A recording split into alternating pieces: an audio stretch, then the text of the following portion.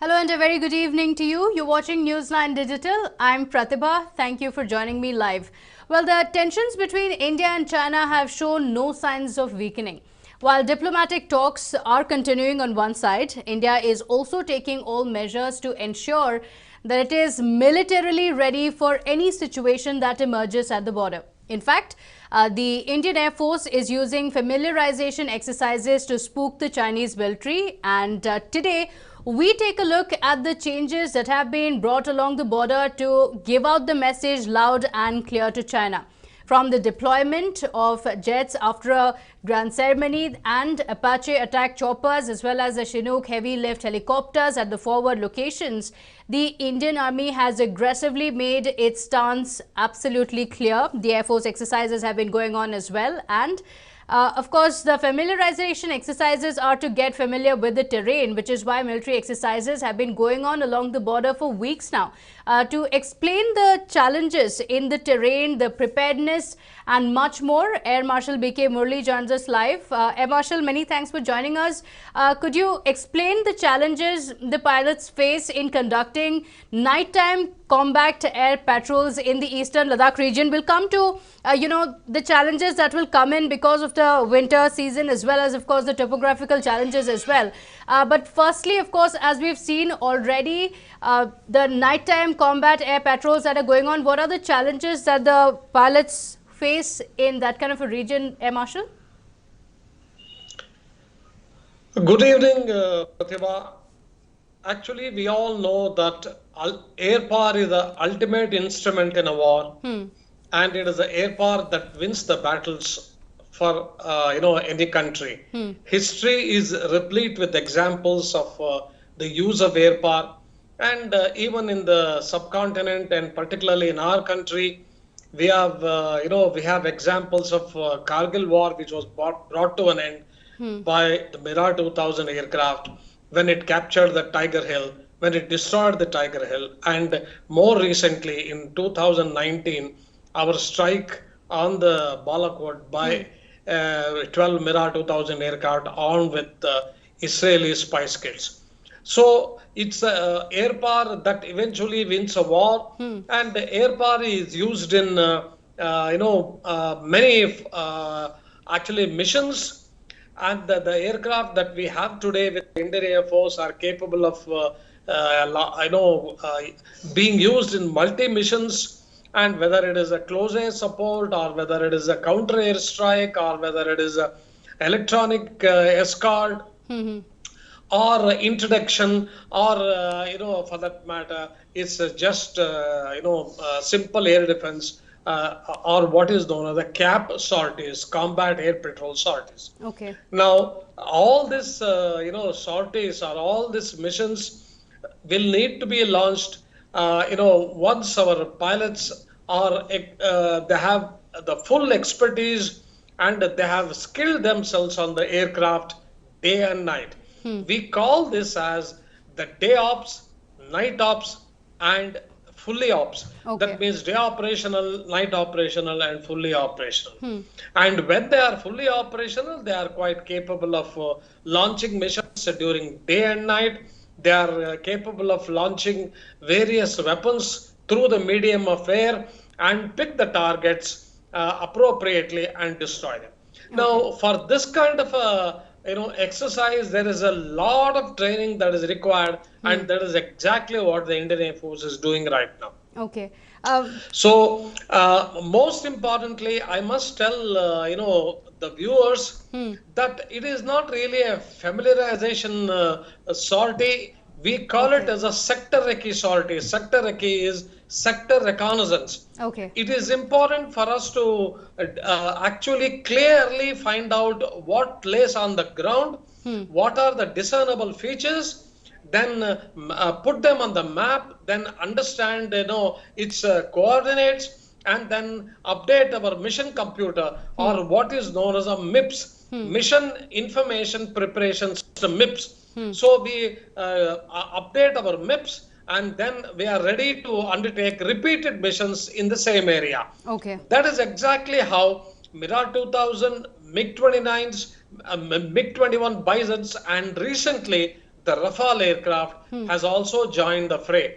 Now, as far as some aircraft are concerned, it is not necessary for them to actually go and operate from an airbase in the Ladakh area. They can operate from their parent base like Rafale. Rafale takes about 20 minutes to reach from Ambala to eastern Ladakh, which is about 430 nautical miles, whereas the Mirages and the MiG-29s can operate from Pathankot or Srinagar or Avantipur. And of course, our heavy lift helicopters and attack hepters and the Globemasters can operate from their parent base. Okay. Okay, but Air Marshal, we need to talk about the advanced landing grounds as well, the challenges that come with it, and of course, with no resolution in sight to the standoff, the army is also preparing for extended deployment of troops in the region through the winter months. So, what are the additional hazards that the winter will bring in? Pratibha, you asked me about the challenges and a few words about the challenges of flying in such a terrain. Yeah. I'm sure will not be out of place. It will be interesting for the viewers. It is extremely hazardous to fly in an atmosphere like this, and particularly in a terrain like this. The terrain is not flat; it is a mountainous terrain. There are, even though it is easy for us to sit on the ground and say, this is black top, this is helmet, this is Gurung Hill, this is something else. From air, everything looks the same. It looks the same. And then it is extremely important to correctly identify the discernible features, in the navigational route. We call this as a tactical navigational route, and the challenges are many. Firstly, we know for a fact that as the winter sets in, the weather conditions will turn nasty. Yeah. It will be impossible for the fighters actually to operate in low visibility, poor visibility conditions. So whatever the sector recce has to be done, it has to be done now during good weather days. So that is the reason why Indian Air Force wants to finish off the complete sector reconnaissance and updating of the navigational computers and the weapon computers now itself before the weather turns nasty. Hence, so many sorties. Okay. And then as far as the combat air patrol is concerned, it is an extremely difficult, sortie. In fact, you need to fly in a specific sector.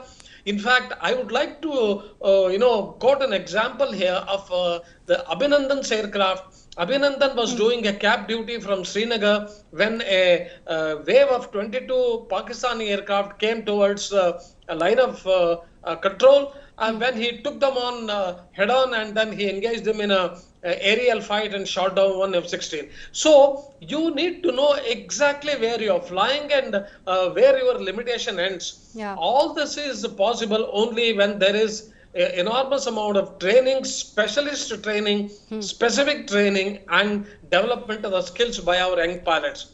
Lastly, I would like to say, Pratibha, our pilots, I have said this before, our pilots are second to none. We in our training syllabi, we have a specific sorties. If there is a requirement to do close air support, then the pilot has to do, let us say, 20 sorties. Okay. Or maybe some 15 sorties or 25 sorties. Similar sorties, initially with the trainer and then subsequently in a fighter. Okay. But then in a situation like this, when the war is facing us, at Eastern Ladakh, when you are face to face with the enemy, this kind of a syllabus is truncated, and whatever that is learnt in 20 sorties now will have to be learnt in 10 sorties. Okay. So the Indian Air Force has truncated the syllabi, training syllabi, okay, and they are training our pilots to be battle ready in the eventuality of a war. Absolutely, because time is of the essence. But just now the Chief of Air Staff has also made a statement and said that we are in a very uneasy, no war, no peace kind of a situation with China, which means, of course, Air Marshal, that we have to tread a very thin line when we conduct these sorties as well, like you said, because even one false move could be seen as a violation and it could trigger a reaction from the other side. Yes, it is true, Pratibha. We must understand that the buck stops with Air Chief Marshal R.K.S. Baduria unstable. In fact, he is finally responsible for the deployment of air power in the eventuality of a limited conflict, or whether it is a full-blown war, or whether it is a local calibrated response, or whatever it is called. Now the buck stops with him, and then he must make sure that his pilots, his aircraft, his weapons, his tactics, and his navigational routes, and that his radars and his team is ready to take on. So that is the reason why I'm sure he's a worried man, because he, we know very well that the moment winter sets in, it's going to be extremely difficult for us to launch our fighters and our attack helicopters. And this, if we are doing about 6 to 7 sorties per day today, it will probably reduce to just 1 or 2 during the winter days. And it is also not possible to clearly understand the terrain. Majority of our aircraft have got what is known as the terrain following and collision avoidance systems. So our pilots will have to be trained, and the statement of the Chief of the Air Staff is very, very apt. He says, the situation is such that neither you are here nor there, neither you are, actually taking a step forward to engage the enemy, nor, nor the enemy is actually there actually for you to see and then engage.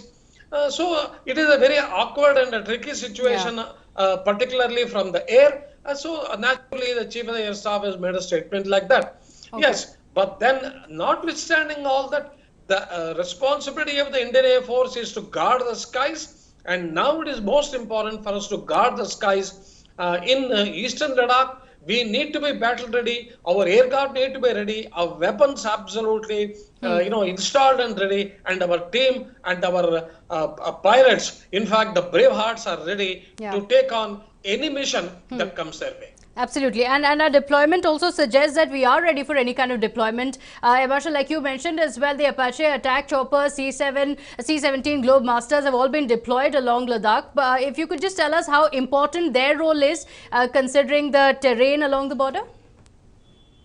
Yeah, Pratibha, the most important element in our air power in eastern Ladakh as on today happens to be the Apache helicopter armed with Hellfire missiles. Okay. These are the most important instrument of war, because Apache flies at a low altitude. It can engage targets on the hilltop or on the ground. Then the enemy armor, the enemy, actually mechanized infantry vehicles and the armored personnel carriers, and then it's gun positions, and it's logistics, and also the ammunition dump. In fact, Apache is the most important weapon as far as the Indian Air Force is concerned in the present circumstances in that particular terrain, and hence you see a lot of Apaches flying in that area.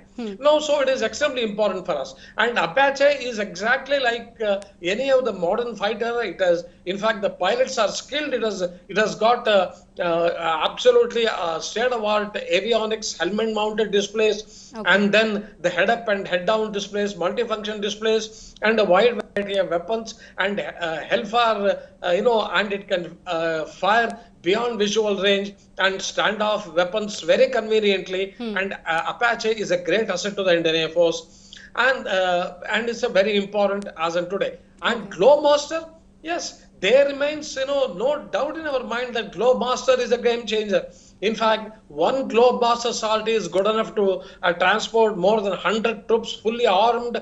It can carry vehicles, it can carry armored personnel carriers to the forward bases. And Globemaster is really a game changer, because what it takes about 4 to 5 hours or even more for the troops to move on the road. Globemaster takes about half an hour to transport the whole lot of them to the tactical battle area. Okay. And we have been using Globemasters to its fullest capacity. And similarly, our Chinook is a fantastic asset. It's actually a heavy lift helicopter, and they are based at Chandigarh, and they are capable of actually heli lifting the load and also carrying troops in the cabin, and it is exactly like a Globemaster. And most important is it is an intra-theater helicopter. That means from one theater of operation to another, from Leh Ladakh to Eastern Ladakh, from Eastern Ladakh to Daulat Beg Oldi, from Daulat Beg Oldi to perhaps Kardungla. So these are within the theater of war. It can comfortably travel, and it has got self-protection features. And Chinook is a magnificent asset. In fact, Okay. these three, Apaches and Chinooks and the Globemasters, are perhaps the true game changers in that sense. Okay, okay, all right, all right. Air Marshal, many thanks for joining us with your expertise on the subject. So, game changers already in our arsenal, so we have no reason to worry. There is, of course, no let up in the tensions between India and China, but even as the diplomatic talks continue, India is also ensuring that it has everything in its arsenal to ensure that it can give an answer to China in case of any eventuality. Thank you so much for watching this video. Let me know your views in the comment section as well. I look forward to that. Thank you so much for watching. Take care.